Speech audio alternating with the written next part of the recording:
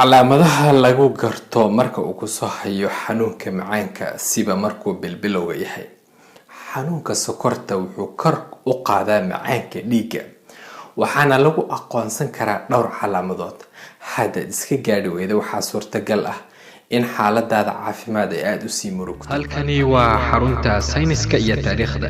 dhagaystayaasha sharafta badan, waxaan idinka codsanayaa taageerista xaruntan cusub ee lagu wacyigelinayo bulshada Soomaaliyeed. kanaalkeena YouTube-kana waa xarunta sayniska iyo taariikhda. fadlan waxaan u baahanahay 1000 subscribers si aan u soo galo live-ka YouTube-ka ee igu caawiya. waad mahadsantihiin. Kaadi badan. Macaanka jidhka markuu sare u kaco, kilyaha waxay isku dayaan inay jidhka ka dhaqaan sokorta badan ayagoo dhiigga ka soo nuuga macaanka. waxaadna ku garan kartaa marka aad kaadiso in ay kaadidaadu iskugu imaadaan quraanjada loo yaqaano macaan jecelka. 2. oon badan. mar hadday badato kaadida jidhkaaga ka soo baxayso, jidhkaaga waxaa ku dhaco dehydration ama fuuqbax. taas ayaana keento inaad markasta u baahato inaad biyo badan cabto. 3. gaajo badan. jidhka wuxuu awoodiisa ka helaa sokorta ama carbohydrateska ama macaanka uu cunayo qofka.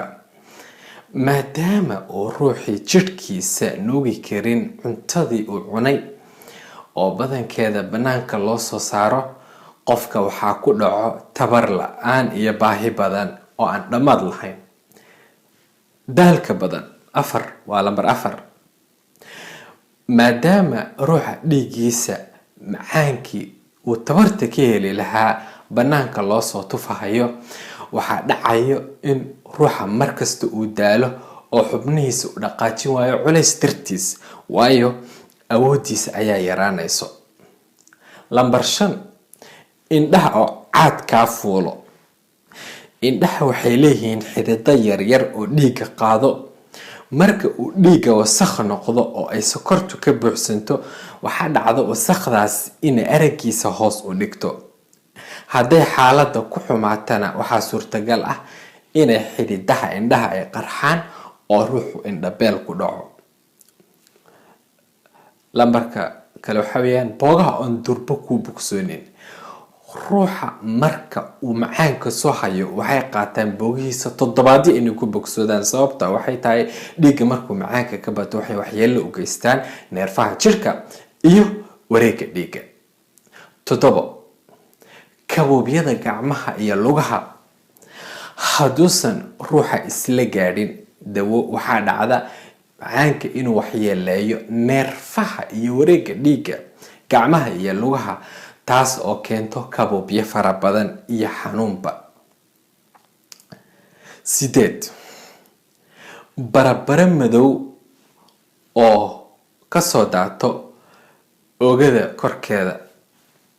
marka ay sokorta jidhkaaga ku badato, waxaa dhacdo inay barabara madow kasoo baxaan dubka, siiba luqunta, kilkilaha iyo bowdyada mise canjirada. 9. cuncun badan iyo baarada bahasha la yidhaahdo. maadaama ay jidhkaaga ku jirto sokor badan, sokortaasi waxaa quuto fangaska, taas oo dhaliso inaad isku aragto jidh cuncun badan iyo infectionka keeno baarada oo ku dhasho laablaabyada jidhka iyo goljilicyada jidhkaaga. dhagaysta, haddaad ka faa'iidaysatay videogan, waxaan kugu borinayaa inaad qaybiso si ay u gaadho faa'iidada dadka oo dhan. waad mahadsantahay. wasalaamu calaykum waraxmatullahi wabarakatu.